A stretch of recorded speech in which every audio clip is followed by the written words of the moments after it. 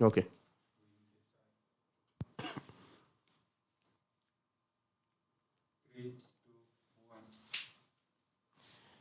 And it is a good morning. Welcome back to the focus group. Actually, I wouldn't say it's a good morning, but I will say for us it is a good morning. But somewhere in Turkana, it is not so much of a good morning. This is a really sad day, my friend, good friends. We've been having events for the last 2 weeks. Actually, for quite some time now, we've been having very, very sad moments in this country. And I want to say that in one way or the other, each member of this country has been the fuel to the sad happenings that have been happening in some parts of this country. In Turkana, especially in the Rift, the whole of the Rift, we have had events after events that are so sad. We choose to look the other way, but we are the fuelers of that. And we can stop it. We can put a stop to these events. We don't have to receive our brothers and sisters. We had Natembea give a very sad event where he witnessed a 24-year-old get his brains blown out. It is a very, very sad event.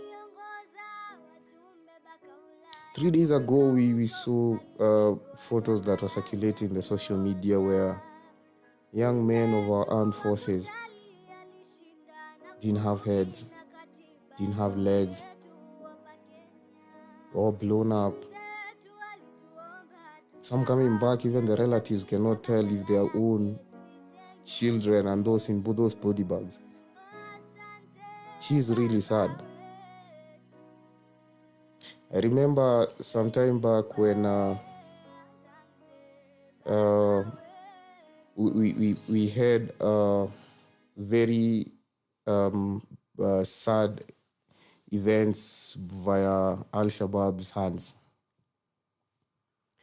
And we all rose up and we all held hands and decided to fight this thing. Now it is a time again that Kenya is called for to come and fight against these bandits terrorizing our own. Turkana is in Kenya. Rift Valley is in Kenya. And we need to hold hands and say enough is enough. My name is Thuku Muita. Welcome to the focus group. Mr. Sharon Paul is also joining me today. How are you doing, Mr. Sharon?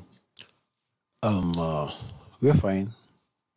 But as you've put it, it's a very sad day because for the past few days, weeks to days, and we've been waking up to very sad news of what is happening along the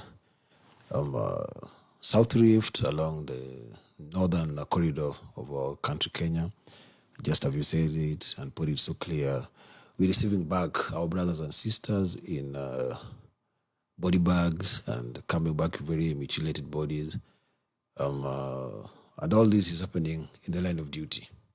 So it's a calling to every Kenyan. It's a calling to us as the citizens of this country to stand together and see how we can bring this bloody beef to an end. Because when we lose one person, we could not be related to them at that close range, but a community, a society, a family has lost somebody who is very close to them. So the entire country is mourning. The entire country is in not a very good mood, especially on our security arenas. Yes. And I think it's time that we all come together and so that all this comes to an end. See, Bona Sharon? Yes, please. This evil business, the banditry, it's a very evil business. And not only has it undermined the development around these communities, but it claimed multiple lives both in the community people and in our police forces, the security forces. And this thing must stop. And you see, when we base our talk on what we saw from Sunday when the president was holding a church service in Nakuru, and then on Monday when there was a discussion on this on one of our leading media houses, the county governor, Mr. Mheshimiwa Natembeya, came out very clearly and vividly and said, all these things that are happening are just being fueled by very prominent and leading politicians. You see what happens, Bwana Sharon?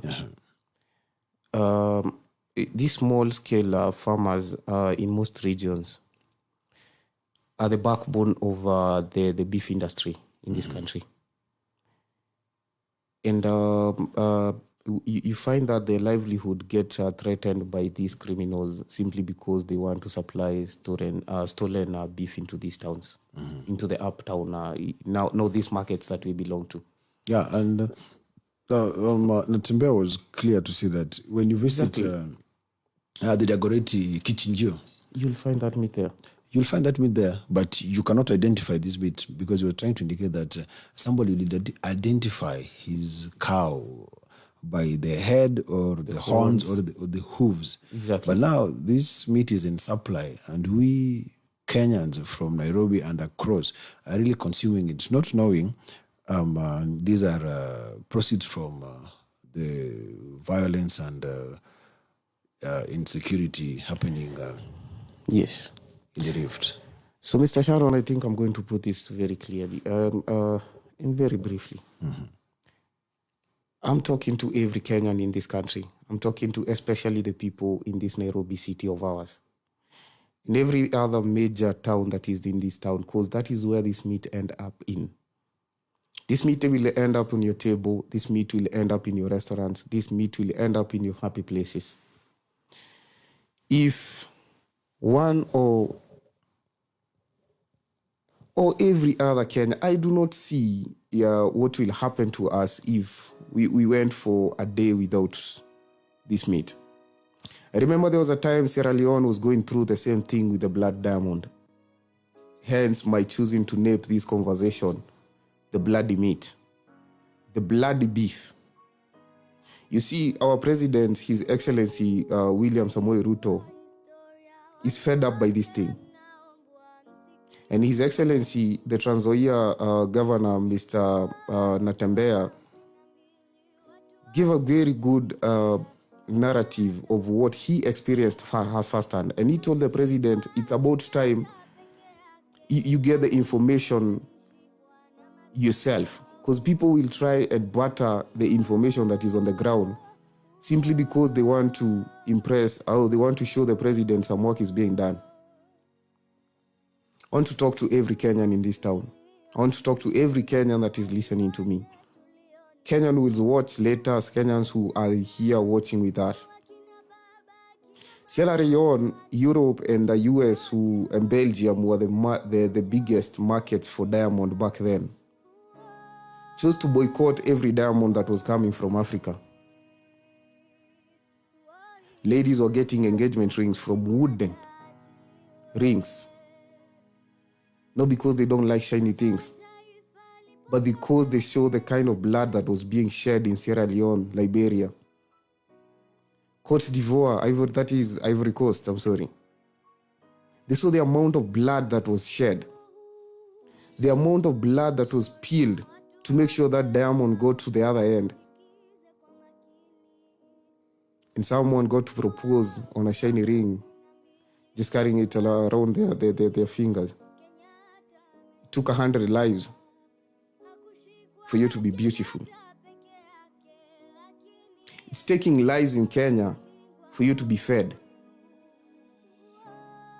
For you to have that sizzling, watery dry fly on your table, in your mouth. That crunchy nyama choma you go all the way to Roiro to have. That very sweet meat you enjoy every evening on your tables. Just think of the child that is going to flee their homes from Kainuk, from Turkana, from Laikipia, all the way to Elgeyo Marakwet. That child will never know a home.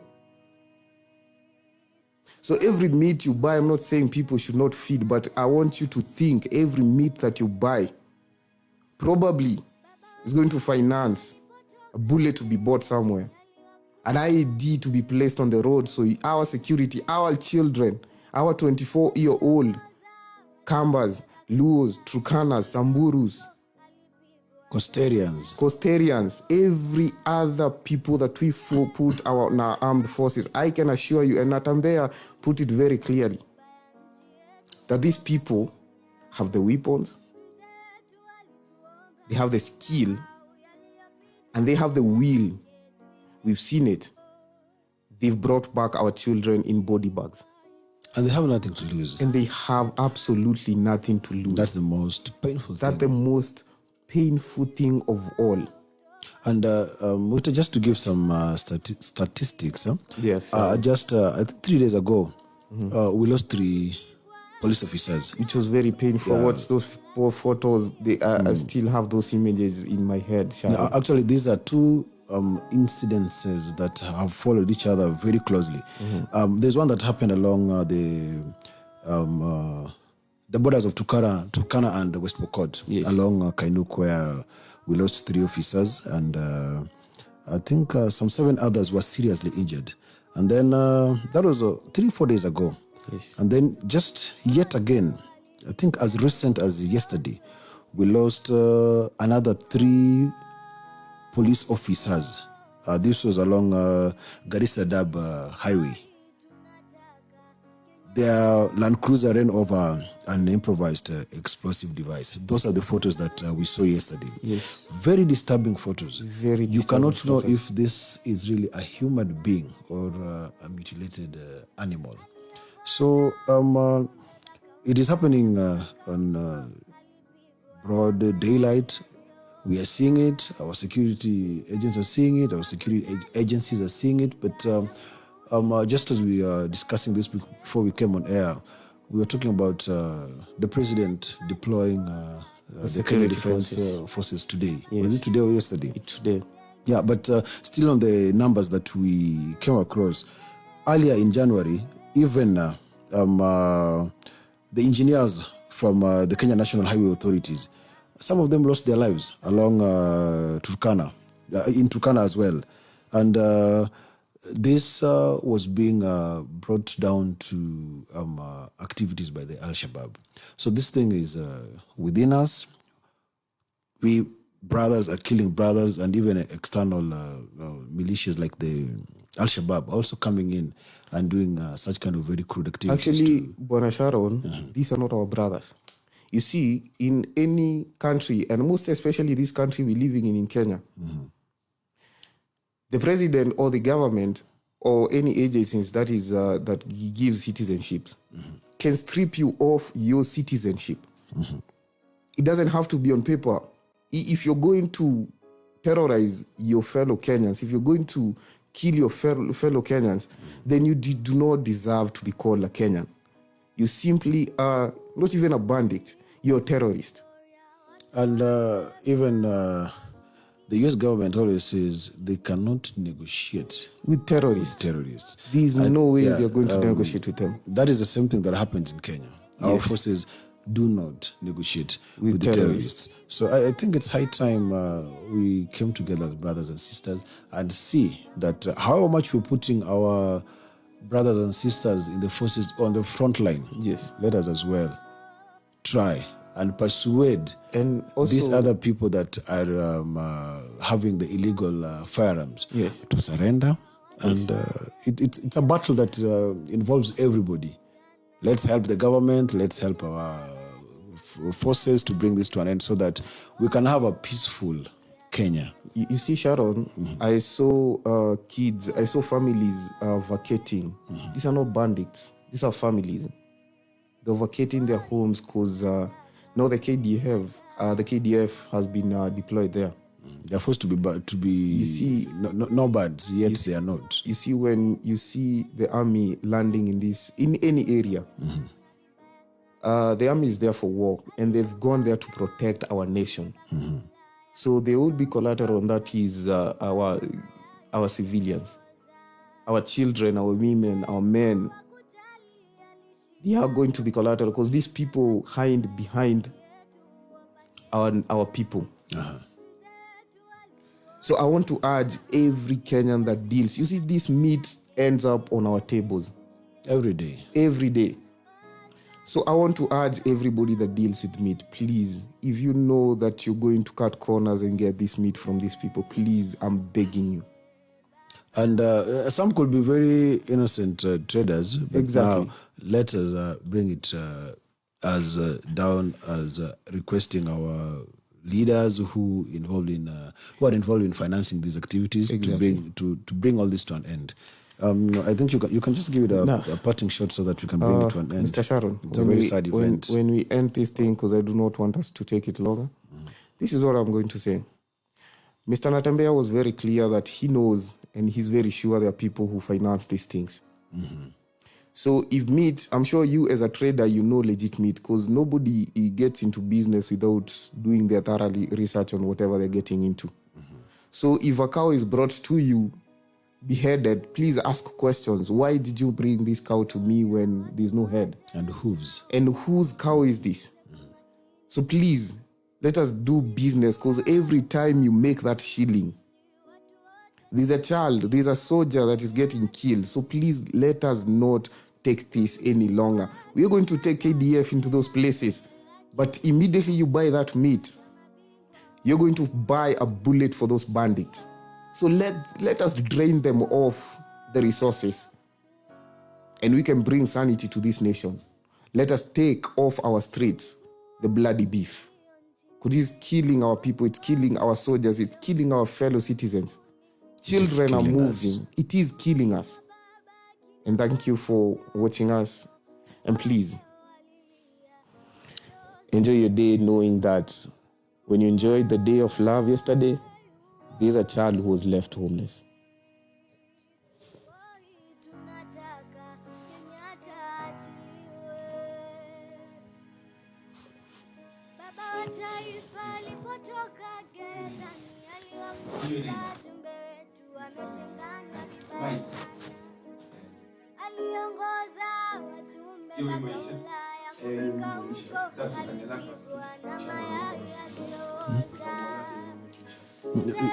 Bado iko mbali, anaweza kata tu, unaweza ifade, you can fade it. Fade it. Ulisoma hiyo kitu kweli?